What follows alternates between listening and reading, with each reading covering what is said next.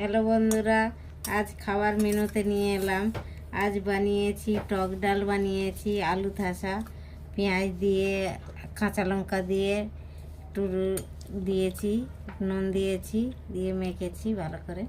একে আলু থাসা বানিয়েছি।